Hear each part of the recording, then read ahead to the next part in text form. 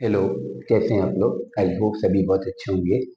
चलिए कंटिन्यू करते हैं इंडिपेंडेंट इवेंट प्रोबेबिलिटी में। इससे पहले वाले लेक्चर में दो जो लेक्चर लिए मैंने, इससे पहला फोर्थ और फिफ्थ लेक्चर जो था उसमें मैंने कंडीशनल प्रोबेबिलिटी आपके साथ डिस्कस की है, और एक लेक्चर में उसकी मैंने थ्योरी डिस्कस की और कुछ क्वेश्चन डिस्कस किए, और शायद मैंने फिफ्थ वाले लेक्चर में उसके क्वेश्चन को ही आगे कंटिन्यू किया था। अब बात आती है इंडिपेंडेंट इवेंट की। ठीक है। और थोड़ा सा मैंने शायद इंडिपेंडेंट इवेंट का डिस्कशन 11th का जो बेसिक आपको पढ़ाया था उसके साथ शायद किया था।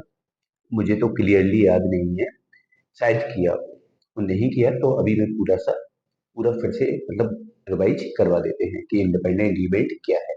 वहां किया हो ना किया हो कोई फर्क नहीं पड़ेगा अगर अभी समझ लेते हो तो इंडिपेंडेंट इवेंट होता क्या है? मान लो कोई दो इवेंट है ए और बी। ठीक है। अब इसमें समझना क्या है कि जैसे मैंने कोई इवेंट ए किया तो उसका इवेंट बी पर कोई फर्क ना पड़े, बी हो या ना हो। या मैंने बी इवेंट किया, उसका ए के साथ कोई फर्क ना पड़े, ए हो या ना हो। मतलब दो इवेंट इंडिपेंडेंट कहलाएंगे कब? ए होने या ना होने का बी पर कोई फर्क ना पड़े, बी के होने या ना होने का ए के साथ कोई फर्क ना पड़े, तो दोनों इवेंट क्या कहलाएंगे? इंडिपेंडेंट कहलाएंगे। या थोड़ा सा और दूसरे तरीके से हम ऐसा सोच सकते हैं कि जैसे मान लो कि दो इवेंट है ए और बी। ठीक है। तो मेरे कहने का मतलब है कि जैसे मान लो बी इवेंट होता है तब ए की प्रोबेबिलिटी निकाली जाए, और बी इवेंट नहीं होता है तब जाके ए की प्रोबेबिलिटी निकाली जाए। दोनों कंडीशन में, एक दोनों कंडीशन में प्रोबेबिलिटी कैसी होनी चाहिए? ए की प्रोबेबिलिटी का बी पर कोई फर्क नहीं पड़ना चाहिए, ऐसा बोलो। ए की प्रोबेबिलिटी का बी की प्रोबेबिलिटी पर कोई फर्क नहीं पड़ना चाहिए, हो या ना हो बी। और बी की प्रोबेबिलिटी का ए पर कोई फर्क नहीं पड़ना चाहिए, ए हो या ना हो। मतलब दोनों प्रोबेबिलिटी कैसी हो? इंडिपेंडेंट हो। मतलब जैसे मैंने सपोज करो कि एक सिक्का उछाला, उस पर मैंने सोचा कि कोई इवेंट ई है उस पर हेड आ जाए। फिर मैंने एक पांसा उछाला, उस पर इवेंट बनाया मैंने एफ। इवेंट क्या बनाया? एफ। उस पर सम संख्या आ जाए। ठीक है। अब मैंने क्या किया कि सिक्के पर जैसे हेड आए या ना आए, इस बात की प्रोबेबिलिटी का बी पर इवन नंबर आने से कोई फर्क नहीं पड़ेगा। या बी पर इवन आता है या नहीं आता है, उस पर सिक्के पर हेड आने की प्रोबेबिलिटी का कोई फर्क नहीं पड़ेगा। तो मैं ऐसा बोल सकता हूँ कि कोई दो इवेंट ऐसे हैं, ए हो या ना हो, मोटा मोटा ऐसा समझ लो, ए हो या ना हो उसका बी पर कोई फर्क ना पड़े, बी हो या ना हो उसका ए के साथ कोई फर्क ना पड़े।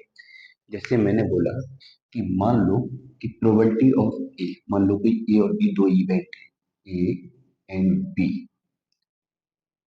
Are two events. ठीक है। ए और बी दो इवेंट्स हैं। ठीक है।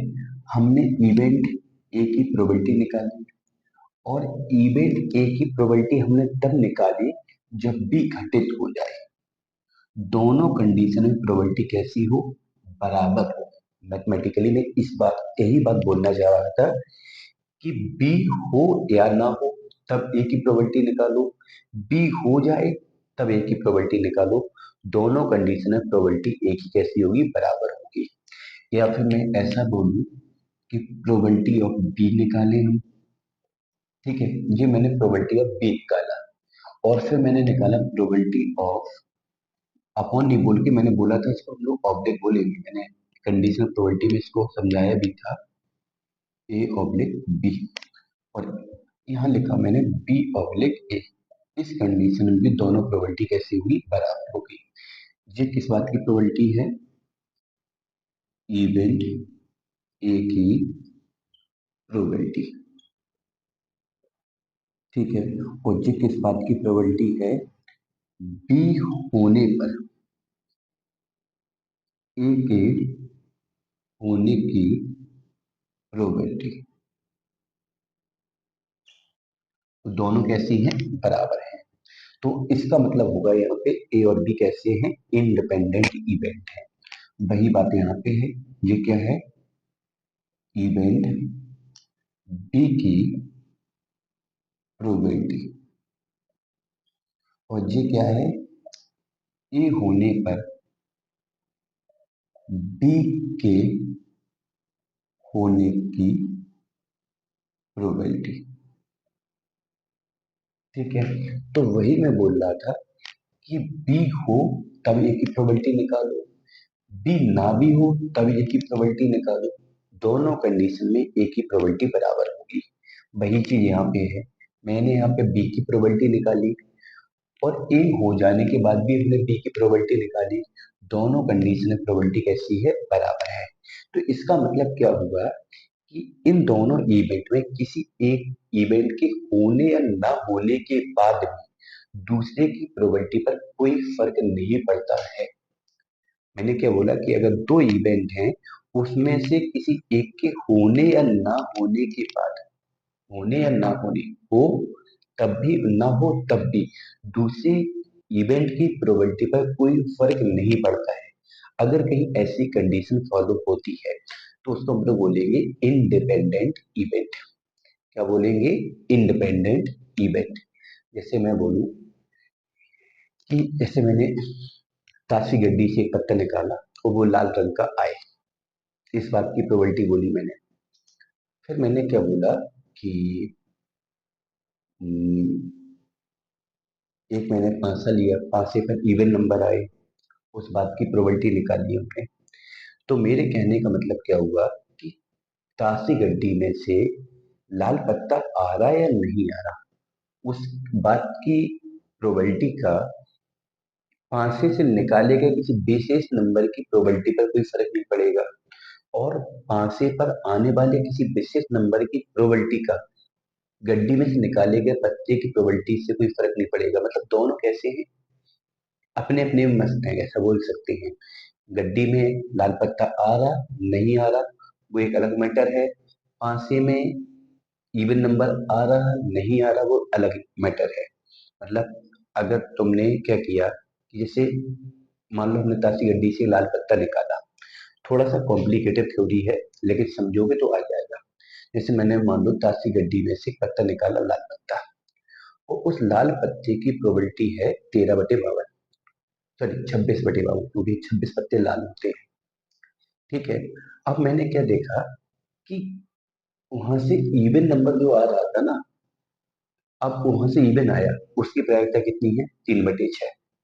और यहाँ से लाल पत्ता आया तब इसकी प्रोबेबिलिटी कितनी है, 26/52। मान लो वहां से इवन नहीं आ रहा, वहां से क्या आ रहा, ऑड आ रहा है, वहां पे कौन सा नंबर आ रहा है, ऑड नंबर आ रहा है। अगर वहां पर ऑड नंबर आ रहा है तो इस बात की प्रोबेबिलिटी भी 3/6 होगी। ठीक है, या मान लो वहां पे कोई मल्टीपल ऑफ 5 आ रहा है, मतलब 5 का गुणांक आ रहा है, तो वहां पे कहाँ पे, पांचे पर, डाइस पर 5 का मल्टीपल आने की प्रोबेबिलिटी कितनी होगी, 1/6। अब सपोज करो डाइस पर अगर संख्या 5 आ गई, उसकी प्रायिकता कितनी है, 1/6।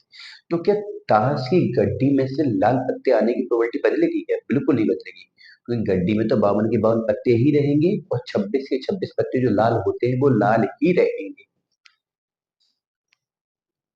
समझ रहे हो ना। तो मैं वही आपको समझाना चाह रहा हूँ कि कोई दो इवेंट हैं, ए और बी, ए हो या ना हो उस बात का बी की प्रोबेबिलिटी पे कोई फर्क नहीं पड़ेगा, बी हो या ना हो उस बात का ए की प्रोबेबिलिटी पर कोई फर्क नहीं पड़ेगा। अगर ऐसी कंडीशन कहीं आपको बनती हुई दिख रही है तो हम बोलेंगे कि वो दोनों इवेंट आपके इंडिपेंडेंट इवेंट हैं।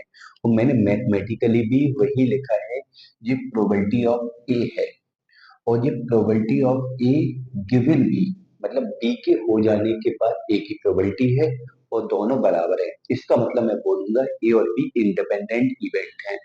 ये प्रोबेबिलिटी ऑफ बी है, और ये प्रोबेबिलिटी ऑफ बी गिवन ए, मतलब ए के हो जाने के बाद बी की प्रोबेबिलिटी को रिप्रेजेंट कर रहा है।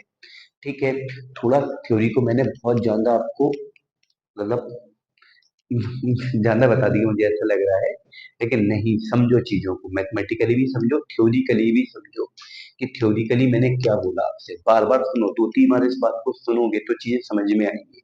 और वैसे अगर इतनी सब चीजें नहीं आ रही समझ में तो छोड़ दो सारी बातें, इतना समझ लो कि ए की प्रोबेबिलिटी बी के हो जाने के बाद ए की प्रोबेबिलिटी बराबर हो, बी की प्रोबेबिलिटी ए हो जाने के बाद बी की प्रोबेबिलिटी बराबर हो। तो इस कंडीशन में हम ए और बी को इंडिपेंडेंट इवेंट बोलेंगे। ठीक है। अच्छा, इंडिपेंडेंट इवेंट की कंडीशन होती है probability of A intersection B बराबर probability of A into probability of B. अब बट ये होता कैसे है, बहुत सारे लोगों ने, तुमने बहुत सारी बुक्स में देखा होगा, लिख दिया जाएगा कि probability of A intersection B बराबर probability of A into probability of B अगर है तो वो दोनों इवेंट इंडिपेंडेंट होते हैं। कैसे होते हैं उसको समझो। चलिए यहां से समझ लेते हैं। उन्होंने बोला है कि अगर दो इवेंट इंडिपेंडेंट है तो उसमें ए की प्रोबेबिलिटी और बी के हो जाने के बाद ए की प्रोबेबिलिटी कैसी होगी, बराबर होगी। तो यहाँ पे प्रोबेबिलिटी ऑफ ए को मैंने सेम रखा और इसका अपने पास फॉर्मूला है probability of A intersection B upon probability of B. तो ये यहाँ मल्टीपल में जाएगा तो बन के आ गया probability of A intersection B बराबर probability of A into probability of B. इस बात को हम प्रूव भी कर सकते हैं। कहाँ से हुआ ये, या यहाँ से प्रूव करना चाहो तो यहाँ से भी तुम प्रूव कर सकते हो। कैसे, यहाँ पे प्रोबेबिलिटी ऑफ बी को सेम रखा और यहाँ पे probability of B intersection A लिखा अपॉन प्रोबेबिलिटी ऑफ ए लिखा, अपॉन वाला इनटू में जाएगा तो probability of B intersection A बराबर probability of A into probability of B. अगर कोई आपसे कहता है कि आप कैसे बोलोगे कि स्वतंत्र घटनाओं में इंडिपेंडेंट इवेंट में probability of A intersection B बराबर probability of A into probability of B होता है, तो आप इंडिपेंडेंट इवेंट की मैथमेटिकली डेफिनेशन से इस वाले पॉइंट को लिखेंगे, इस वाले पॉइंट को लिखने के बाद कंडीशनल प्रोबेबिलिटी से इसको ब्रेक करेंगे, अपॉन वाला मल्टीपल में ले जाएंगे और इंडिपेंडेंट इवेंट की कंडीशन बन के आ जाएगी, इंडिपेंडेंट इवेंट की कंडीशन बन के आ जाएगी। ठीक है, चलो। अच्छा, एक बात और समझ लो, अगर बोल कहा जाता है कि ए बी से स्वतंत्र है, अगर आपसे कहीं पॉइंट हम आपसे बोले, ऐसा कर सकते हैं, पॉइंट टू रिमेंबर, इन सारे पॉइंट को थोड़ा याद रखना। अगर हम आपसे बोले कि ए बी से स्वतंत्र है तो हम कह सकते हैं, बी भी ए से कैसा होगा, स्वतंत्र होगा। मतलब अगर ए बोलता है कि बी से स्वतंत्र है, हम बी से इंडिपेंडेंट हैं, तो बी भी बोलेगा हम भी ए के साथ कैसे हैं, इंडिपेंडेंट हैं। मतलब अगर ए बी के साथ इंडिपेंडेंट है तो बी ए के साथ कैसा होगा, इंडिपेंडेंट इवेंट होगा। अच्छा, दूसरी बात क्या बोली, अगर आपसे कहा जाए कि एक पॉइंट और, दूसरा, ए और बी कैसी घटना है, स्वतंत्र घटना है, तो ए डैश एंड बी डैश भी स्वतंत्र घटनाएं होंगी। ठीक है, ये कुछ पॉइंट है जो आपको याद रखने हैं। तीसरा पॉइंट देखो इसमें, तीसरा पॉइंट समझो क्या है। तीसरा पॉइंट उन्होंने क्या बोला है कि अगर ए और बी स्वतंत्र हैं, ए और बी कैसे हैं, स्वतंत्र हैं, तो ए और बी डैश, केवल एक पे ही डैश लगा है, डैश का मतलब है उस इवेंट के ना होने को रिप्रेजेंट करता है। जैसे ए मान लो कोई इवेंट है तो ए डैश उसका नॉट होगा, नॉट ए, नॉट ए मतलब वो इवेंट नहीं हो रहा है। तो ए और बी डैश भी कैसे होंगे, स्वतंत्र होंगे, एंड ए डैश और बी भी कैसे होंगे, स्वतंत्र होंगे। देखो ए और बी कैसे हैं, इंडिपेंडेंट हैं, तो ए और बी नॉट भी इंडिपेंडेंट होंगे, ए नॉट और बी भी इंडिपेंडेंट होंगे। एक्चुअली में इन सारे पॉइंट को बताने का मेरा रीजन ये है, कभी कभार थ्योरिकल क्वेश्चन ऑब्जेक्टिव में आ जाता है, और जब थ्योरिकल क्वेश्चन ऑब्जेक्टिव में आता है तो बच्चे न्यूमेरिकल पे तो फोकस कर लेते हैं, और जो थ्योरिकल क्वेश्चन होता है तो उनको फिर करने में उन्हें बड़ी प्रॉब्लम क्रिएट होती है, तो बच्चे फिर उन सारे क्वेश्चन को गलत करके आ जाते हैं। तो फिर ऐसी गलती नहीं करना है आपको, समझे। अच्छा, एक चीज और, एक पॉइंट और समझोगे यहाँ पे, चौथा, उन्होंने क्या बोला, ए और बी कैसे हैं, इंडिपेंडेंट, मतलब स्वतंत्र, इंडिपेंडेंट इवेंट है। ठीक है, ए और बी कैसे इवेंट है? इंडिपेंडेंट इवेंट है। ए और बी इंडिपेंडेंट इवेंट है। तो probability of A union B बराबर probability of A probability of B minus probability of A intersection B.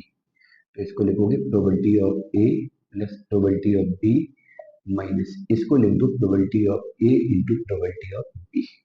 ये फॉर्मूला आ गया यूनियन का। ये फॉर्मूला किसका आ गया? यूनियन का। ठीक है, चलिए, तो इसको समझना है बहुत अच्छे से, कहीं गड़बड़ नहीं होनी चाहिए।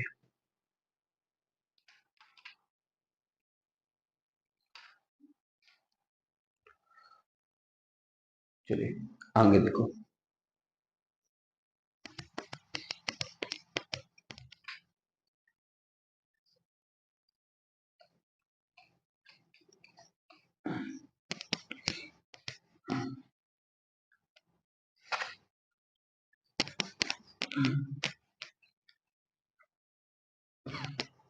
अच्छा, अभी तो ये दो इवेंट के लिए था कि अगर दो इवेंट इंडिपेंडेंट हैं, पॉइंट क्या था? A and B are independent events. तो इसके लिए मैंने पॉइंट क्या बोला? Probability of A intersection B बराबर probability of A into probability of B. ठीक है, चलिए अब आ जाओ तीन इवेंट के लिए। अगर सपोज करो तीन इवेंट है, if A B and C are independent events. अगर A B C independent events हैं तो उसके लिए कंडीशन क्या होती है? उसके लिए आपकी कंडीशन होगी कितनी? चार कंडीशन होगी। कितनी कंडीशन होगी? चार। पहली कंडीशन क्या होगी? Probability of A intersection B बराबर probability of A into probability of B. दूसरी कंडीशन होगी probability of B intersection C बराबर probability of B into probability of C. तीसरी कंडीशन होगी probability of C intersection A बराबर probability of C into probability of A. चौथी condition होगी probability of A intersection B intersection C बराबर probability of A into probability of B into probability of सी। तो ये चार condition होगी। जहाँ पे ये चारों कंडीशन सेटिस्फाई हो जाएगी, यहाँ पे चारों कंडीशन सेटिस्फाई हो जाएंगी, तभी आप बोल पाओगे कि ए बी सी चारों के चारों इंडिपेंडेंट इवेंट है। चारों के चारों कैसे इवेंट हैं? इंडिपेंडेंट इवेंट है। ठीक है, अच्छा, अगर मैं बोलूं चारों नहीं, तीनों के तीनों इंडिपेंडेंट इवेंट है। अब ऐसे सिमिलरली अगर हम बोल सकते हैं, थोड़ा अगर और एक्स्ट्रा आपको समझना है तो समझ सकते हो। अगर हम चार इवेंट के लिए बोले कि if A B C and D are independent events. Independent का मतलब है यहाँ पे स्वतंत्र, इतना तो पता ही होगा। अच्छा, अब चार इवेंट हैं वो इंडिपेंडेंट है। चार इवेंट हैं वो इंडिपेंडेंट है। जैसे दो के लिए था, अगर दो इवेंट इंडिपेंडेंट है, मोटा मोटा इतना तो याद कर ही सकते हो कि दो इवेंट इंडिपेंडेंट हैं, तो उसके लिए कंडीशन क्या होगी? Probability of A intersection B बराबर probability of A into probability of B. तीन इवेंट इंडिपेंडेंट हैं, तो A intersection B P A into P B, B intersection C P B into P C, C intersection C P C into P A intersection B intersection C बराबर P A into P B बराबर P A into P B into P C. अगर चार हैं तो चार में पहले तो क्या करोगे? दो दो की जोड़ा बनाओगे, probability of A intersection B, तो क्या हो जाएगा? Probability of A into probability of B. फिर बी और सी का जोड़ा बनाओगे, बी और सी का intersection, probability of B into probability of C. फिर तुम सी और ए को देखोगे, नहीं सी और डी को, तो क्या हो जाएगा? Probability of C into probability of D. Probability of D intersection A के लिए हो जाएगा probability of D into probability of A. ऐसे ही किस किस का बनेगा? बी और डी का बनेगा। Probability of B intersection D बराबर, probability of B intersection D बराबर कितना हो जाएगा, probability of B into probability of D, और किसका बन जाएगा, सी ए का बन जाएगा, probability of A intersection C बराबर probability of A into probability of C.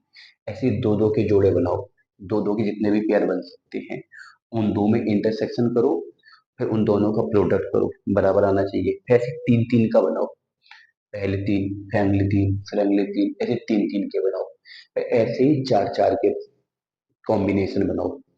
फिर वो सारी की सारी कंडीशन अगर सेटिस्फाई हो जाती है, जैसे दो दो की कंडीशन क्या, ए और बी का इंटरसेक्शन उनके अलग अलग प्रोबेबिलिटी के प्रोडक्ट के बराबर आया, बी और सी का इंटरसेक्शन उनके अलग अलग प्रोबेबिलिटी के प्रोडक्ट के बराबर आया, सी और डी का इंटरसेक्शन की जो प्रोबेबिलिटी है वो सी और डी के प्रोडक्ट की प्रोबेबिलिटी के बराबर आया, डी और ए के लिए डी का देखा, ए का देखा, उनका प्रोडक्ट किया, डी और ए के इंटरसेक्शन का प्रोडक्ट किया, दोनों की प्रोबेबिलिटी बराबर है।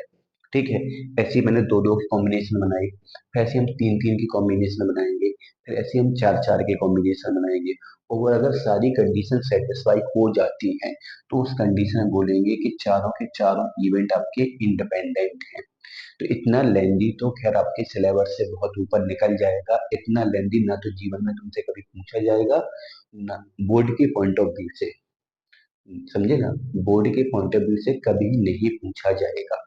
बोर्ड के पॉइंट ऑफ व्यू से आप इतना पॉइंट ये याद रखें कि अगर दो इवेंट है, अब दो हैं तो एक ही पेयर बनेगा, दो हैं तो एक ही पेयर बनेगा।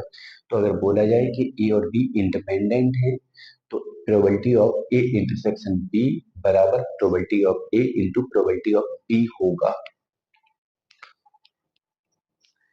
अच्छा, तीन का मैंने इसलिए बता दिया कि तीन का कभी कभार अगर आपसे कह दिया जाए तो तीन अगर इवेंट हैं वो इंडिपेंडेंट इवेंट है तो उसमें चार केस बनेंगे। पहले तो दो का जोड़ा, उनकी प्रोबेबिलिटी इंटरसेक्शन की अलग अलग प्रोबेबिलिटी का प्रोडक्ट, फिर अगले दो का जोड़ा, मतलब अगले दो का इंटरसेक्शन, उनके अलग अलग प्रोबेबिलिटी का प्रोडक्ट, फिर पहले और तीसरे के इंटरसेक्शन की प्रोबेबिलिटी, उनके अलग अलग प्रोबेबिलिटी के प्रोडक्ट। ठीक है, तो मैं तीनों का एक साथ इंटरसेक्शन लिया और तीनों का अलग अलग प्रोबेबिलिटी निकाला और उनका प्रोडक्ट किया, बराबर आएगा। अब इसमें बनाने की तो बहुत चीजें बची हैं। अभी मैंने दो दो के पेयर बनाए, उनका इंटरसेक्शन देखा। ठीक, अब हम तीन तीन के पेयर बनाएंगे, ए बी सी, मतलब A intersection B intersection C, फिर B intersection C intersection D, फिर C intersection D intersection A, फिर एक बनेगा कितने का, D intersection A intersection B. तो ऐसे चार वहां बन जाएंगे, फिर हम चारों को एक साथ लेंगे तो काफी सारे बन जाएंगे। ठीक है, तो सीधी बात है कि अगर दो से ज्यादा तुम्हारे पास इवेंट है, अगर मोटा मोटा में ऐसे सोचें कि तुम्हारे पास दो से ज्यादा इवेंट है, दो से ज्यादा, और उसमें अगर तुमसे कभी कह दिया जाए, एक मतलब बहुत ऊपर की बात बता रहे, इतना तो तुम्हारे काम का भी नहीं है, कि दो से ज्यादा इवेंट है और तुमसे कह दिया जाए क्या ये इंडिपेंडेंट है। कोई बच्चा अगर आपसे पूछ लेता है या कोई तुम्हारा साथी आपसे पूछ लेता है कि दो से ज्यादा इवेंट आपके पास है, अब दो से ज्यादा इवेंट आपके पास है और पूछा जाए कि इंडिपेंडेंट है, तो उनके इंडिपेंडेंट होने के लिए क्या क्या जरूरी है, समझो। पहले इस दो से ज्यादा इवेंट, तो पहले तो तुम दो दो का पेयर बनाओगे, उनकी इंटरसेक्शन की प्रोबेबिलिटी, उनकी अलग अलग प्रोबेबिलिटी का प्रोडक्ट बराबर दिखाओगे। फिर तीन तीन का अपन लोग क्या बनाएंगे, ग्रुप बनाएंगे, कॉम्बिनेशन बनाएंगे। जैसे मान लो यहाँ पे ए बी सी है, यहाँ पे ए बी सी है, तो तीन का ग्रुप कैसे बना, B A intersection B intersection C, उनकी इंटरसेक्शन की प्रोबेबिलिटी, उनके अलग अलग प्रोडक्ट प्रोबेबिलिटी के प्रोडक्ट की कैसे आ रहा, बराबर आ रहा। ऐसे ही ये चार के लिए हो गया, ऐसे ही किसके लिए होगा, पांच के लिए। पांच के लिए पहले दो दो का पेयर बनाओ, दो दो के कॉम्बिनेशन में देखो, दो दो का इंटरसेक्शन करके देखो, फिर तीन तीन का इंटरसेक्शन करके देखो, फिर चार चार का इंटरसेक्शन करके देखो, फिर पांचों का इंटरसेक्शन करो। मान लो एन इवेंट्स आपके पास हैं, वो मुझे खुद लग रहा है कि मैं बहुत आगे जा रहा हूँ, मुझे नहीं जाना चाहिए, मुझे रुक जाना चाहिए, लेकिन नहीं, मन नहीं मानता मेरा। मान लो एन इवेंट्स आपके पास हैं, और एन इवेंट्स अगर आपके पास हैं और उन एन इवेंट्स में अगर हम बात करें कि इंडिपेंडेंट इवेंट की, तो पहले तो हम दो दो के इंटरसेक्शन में देखेंगे, चेक करेंगे, हम तीन तीन के इंटरसेक्शन में चेक करेंगे, फिर हम चार चार के इंटरसेक्शन में चेक करेंगे, फिर हम पांच पांच के इंटरसेक्शन में चेक करेंगे। ऐसे ही जाते जाते फिर हम एन इवेंट्स के इंटरसेक्शन में जाके चेक करेंगे। ठीक है,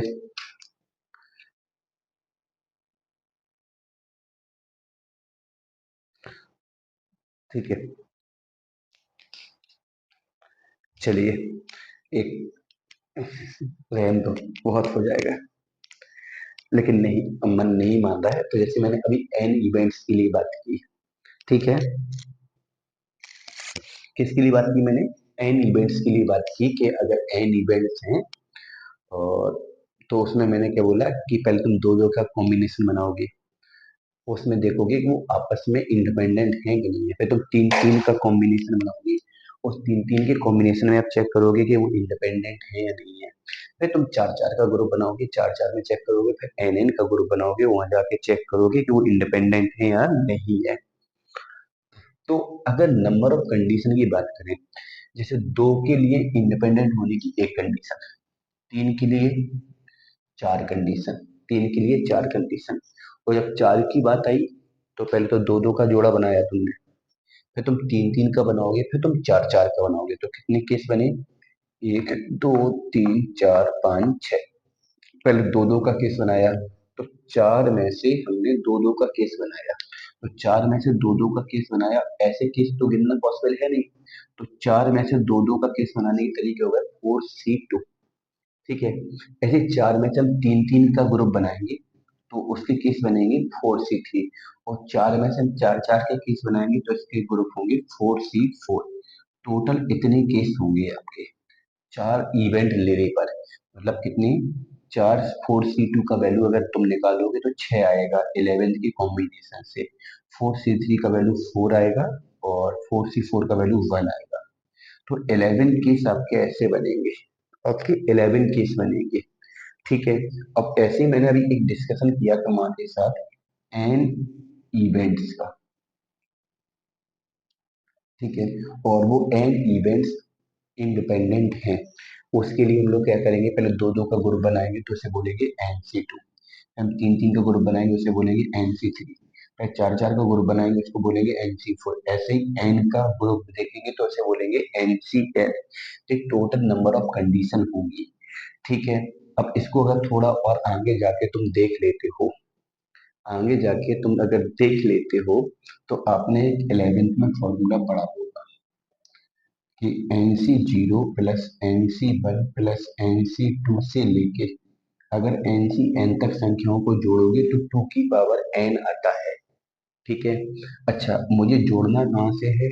2C2 2C3 से लेके, सॉरी, NC2 NC3 से लेके NCN तक जोड़ना है, तो यहाँ पर हो जाएगा 2 की power n minus NC0 minus NC1।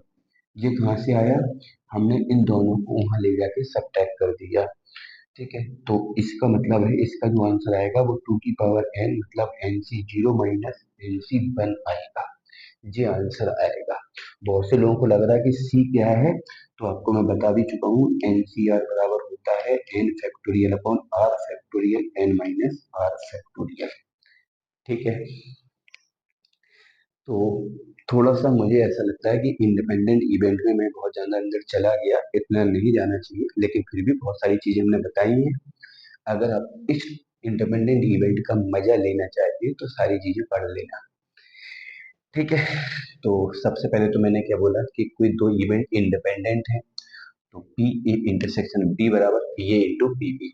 Independent होने की कंडीशन मैंने आपको क्या बताई, मैथमेटिकली इतना तो याद कर ही सकते हो कि ए और बी दो इंडिपेंडेंट हैं, इसका मतलब है कि ए की प्रोबेबिलिटी बी होने के बाद ए की प्रोबेबिलिटी बराबर होगी, बी की प्रोबेबिलिटी ए होने के बाद बी की प्रोबेबिलिटी भी आपस में बराबर होगी। ठीक है, उसी कंडीशन से ये वाला फॉर्मूला निकल के आता है। दूसरी बात मैंने आपको क्या बोली है? दूसरी बात मैंने आपसे ये बोली है कि अगर ए बी से इंडिपेंडेंट है, ए बी से इंडिपेंडेंट है, तो बी ए के साथ इंडिपेंडेंट होगा। तीसरी कंडीशन मैंने आपके साथ क्या बोली है कि ए और बी इंडिपेंडेंट हैं तो ए डैश और बी डैश मतलब ए नॉट और बी नॉट भी इंडिपेंडेंट होंगे। ए और बी इंडिपेंडेंट हैं तो ए बी नॉट इंडिपेंडेंट होंगे। ए नॉट और बी भी इंडिपेंडेंट होंगे। सारे पॉइंट मैंने इससे पहले लिखवाए हैं आपको। ठीक है, अगर तीन इवेंट इंडिपेंडेंट हैं तो probability of A intersection B बराबर probability of A into probability of B. उसमें चार केस बन के आते हैं, चार के लिए टोटल 11 केस बन के आते हैं। ऐसे ही एन इवेंट अगर आपके इंडिपेंडेंट है तो उसके लिए टोटल केस आते हैं 2 की power n minus N C zero minus N C one. मैं आपको बता दूं कि आपके मतलब का केवल इतना ही पोर्शन है, ये सारा पोर्शन आप भूल भी जाओगे तो कोई फर्क नहीं पड़ेगा।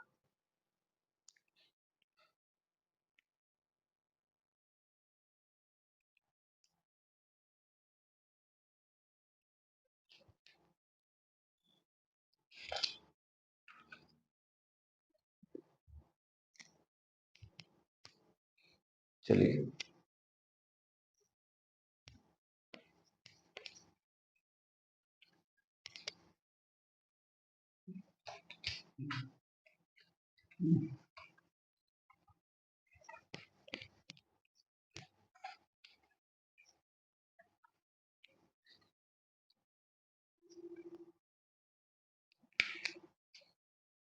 एक क्वेश्चन करते हैं।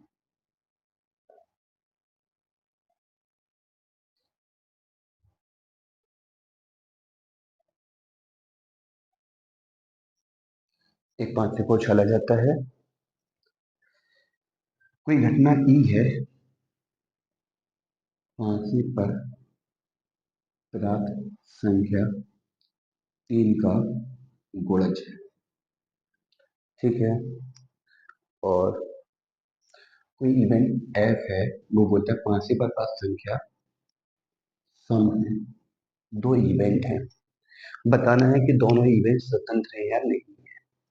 तो सबसे पहले तो एक फांसे को उछाला जाएगा तो उसमें या तो एक आएगा या दो आएगा या तीन आएगा, चार आएगा, पांच आएगा या छह आएगा। ठीक है, ये तुम्हारा सैंपल स्पेस हो गया। ये तुम्हारा सैंपल स्पेस हो गया। इवेंट ई की बात करोगे तो तीन के गुणज में या तो तीन आएगा या छह आएगा, इसको उन्होंने ई बोला है। एफ की बात करोगे, सम संख्या आनी है तो या तो दो आएगा या चार आएगा या छह आएगा, इस इवेंट को उन्होंने एफ बोला है। इस इवेंट को उन्होंने क्या बोला है, एफ बोला है। अब बताना है कि ये स्वतंत्र है या नहीं है, तो हम प्रोबेबिलिटी ऑफ ई निकालेंगे। तो प्रोबेबिलिटी ऑफ ई में कितनी इवेंट है, दो टोटल, क्योंकि प्रोबेबिलिटी का फॉर्मूला आपको पता है N E upon N S होता है। तो 2/6 मतलब 1/3 आएगा। प्रोबेबिलिटी ऑफ एफ निकालोगे आप, एफ निकालोगे तो number of F upon number of S आएगा। एफ में तीन इवेंट हैं, एस में छह है, 1/2 आएगा। फिर हम निकालेंगे क्या, E intersection F. Intersection F करोगे तो इसमें ओनली छह इंटरसेक्शन में आएगा। तो probability of E intersection F बराबर आएगा 1/6। तीनों प्रोबेबिलिटी हमें निकालनी है। इसके बाद हम निकालेंगे पीई इंटू पी एफ निकालेंगे। ये आपका 1/3 है, ये 1/2 है, ये भी 1/6 आया। देन हम लोग कह सकते हैं टी ए इंटरसेक्शन, सॉरी ए नहीं, ई इंटरसेक्शन एफ बराबर पीई इंटू पी एफ आया। इसका मतलब मैं यहाँ पे बोल सकता हूँ देन ई और एफ, ई और एफ आर इंडिपेंडेंट इवेंट्स। ठीक है, तो क्वेश्चन में मैंने आपको बता भी दिया है कि अगर कभी भी अगर आपको इंडिपेंडेंट इवेंट न्यूमेरिकली प्रूव करके दिखाना है कोई क्वेश्चन के अंदर, तो कैसे दिखाओगे, पहले तो आप सैंपल स्पेस बनाओगे, जिन दो इवेंट की बात की गई है उन दोनों इवेंट को बनाओगे, उन दोनों इवेंट की प्रोबेबिलिटी निकालोगे, उन दोनों के इंटरसेक्शन की प्रोबेबिलिटी निकालोगे, उनके इंटरसेक्शन की प्रोबेबिलिटी, उनकी अलग अलग प्रोबेबिलिटी का प्रोडक्ट बराबर आएगा। इसका मतलब हो जाएगा कि दोनों इवेंट आपके इंडिपेंडेंट हैं।